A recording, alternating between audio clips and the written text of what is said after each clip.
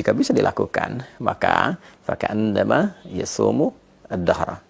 Maka seakan-akan orang yang menyempurnakan puasa Ramadan ditambah dengan 6 hari di bulan Syawal itu, faka'annama yasumu ad-dahra, seakan-akan dia menyempurnakan puasa sepanjang tahun. Bismillahirrahmanirrahim. Assalamualaikum warahmatullahi wabarakatuh.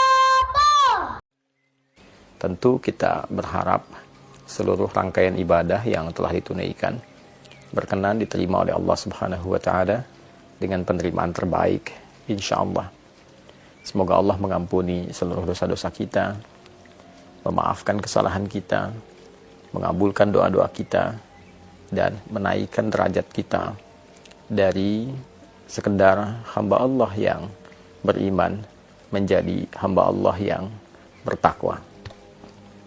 Saudara-saudariku, alhamdulillah setelah kita menuntaskan siam Ramadan, kita memasuki bulan baru di tanggal yang baru, dan tentunya dengan rangkaian-rangkaian ibadah sunnah khususnya yang menyertai dan tidak ditemukan di waktu-waktu yang lain.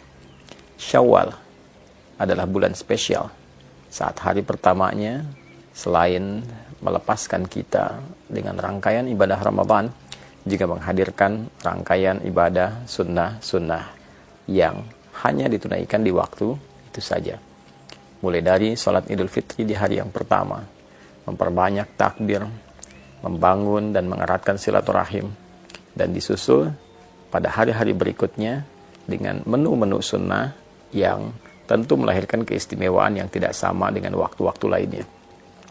Alhamdulillah, ada satu informasi penting yang disampaikan oleh sahabat Abu Ayyub Al-Ansari radhiyallahu ta'ala anhu, yang informasi ini dirangkum oleh Imam Muslim rahimahullah dalam kitab beliau Sahih Muslim nomor hadis 1164.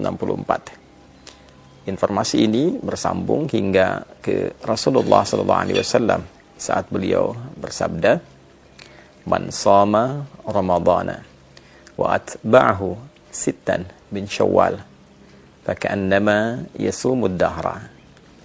Siapapun yang menunaikan puasa Ramadan, ingat, puasanya dirangkaikan dengan apa?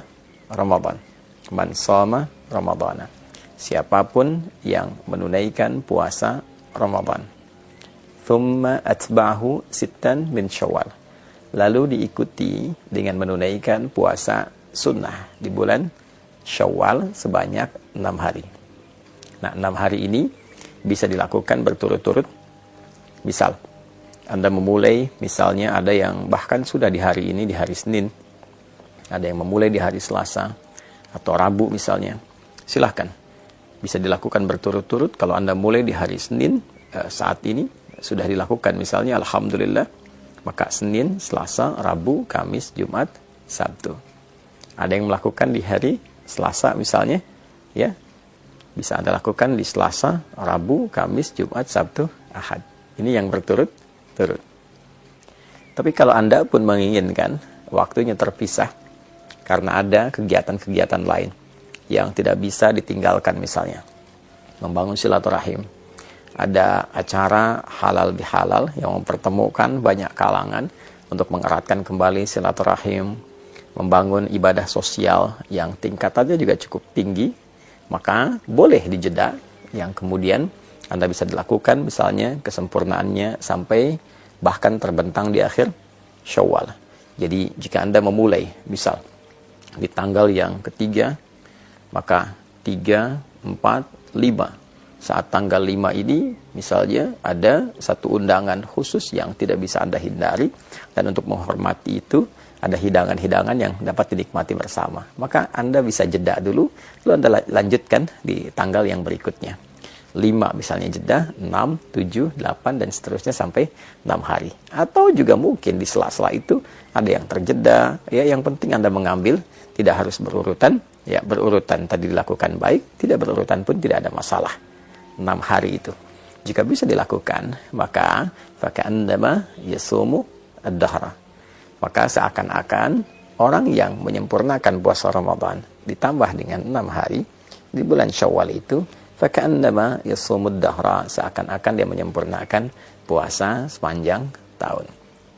Ada sebagian ulama yang melogikakan dengan menghitung dengan pendekatan jika kita menunaikan puasa di bulan Ramadan selama sebulan, baik 29 ataupun 30 hari, dikalikan setiap harinya 10 kebaikan. Dasar hukum 10 itu bisa diambil misalnya di Al-Quran surah yang ke-6 Al-An'am ayat 160. Man jaa'a bil hasanati falahu asyru amthaliha. Siapapun yang menunaikan perbuatan baik yang bernilai ibadah, maka dia mendapatkan padanan pahala. Setiap ibadah itu setidaknya 10 kebaikan. Ya. Jadi kalau satu pekerjaan baik, nilainya paling sederhananya, paling kecilnya ada 10, maka dikalikan dengan 10 itu. 29 atau 30 hari dikalikan 10. Maka didapatkan 290 atau 300. Lalu 6 dikalikan dengan 10, maka didapati 60. Jika Anda jumlahkan 290 tambah 60, ambil yang paling terkecil ya misalnya, maka mendapatkan 350. 350 ini kalau pendekatannya bulan Hijriyah, bukankah sangat mendekati hitungan setahun secara umum ya? Ya kan? 350 sekian. Ya, kan orang Arab suka membulatkan itu. Kalau ada 42 disebut al-arba'in. Ya demikian, ketika Anda misalnya menunaikan 30, dikalikan 10, 300 tambah 60, 360 ya. Nah, kalaupun dihitung menggunakan pendekatan Hijriyah ataupun pendekatan Masehi, tentu ini secara umumnya dinilai sebagai bilangan setahun penuh. Nah, itu yang dimaksudkan. Nah, yang kedua, ada yang sangat menarik. Orang-orang yang konsisten menunaikan ibadah Ramadannya, lalu dia menyempurnakan ibadah Ramadan itu dengan bersyukur kepada Allah Subhanahu wa taala. Walitukabbirullaha ala ma hadakum wa la'allakum tashkurun, dengan meningkatkan ibadahnya. Jadi syukur ketika diberikan kemampuan untuk meningkat ibadah saat Ramadan adalah berupaya menjaga ritme ibadah itu sehingga tetap berjalan baik pasca Ramadan. Walaupun mungkin tidak seoptimal Ramadan karena keadaannya tentu tidak sama. Tapi kita bisa bandingkan dengan yang sebelum Ramadan.